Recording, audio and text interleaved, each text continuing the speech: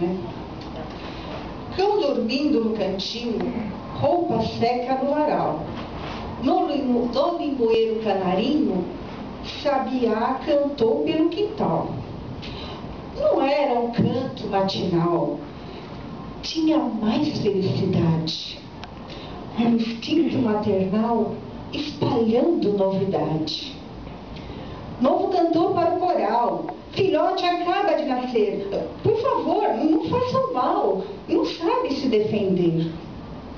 Sabiá cantou pelo quintal, queria todos avisar, num gesto fraternal, passará a festejar.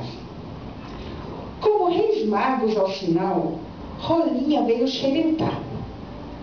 Esticou o pescoço o pardal, Pintivri pôs-se a alardear.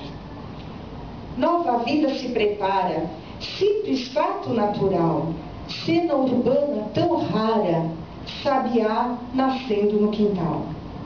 Missão cumprida, afinal, da hora da multiplicação.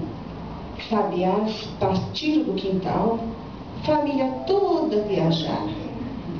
Da janela me despeço. Vai, sabiá, volta um dia.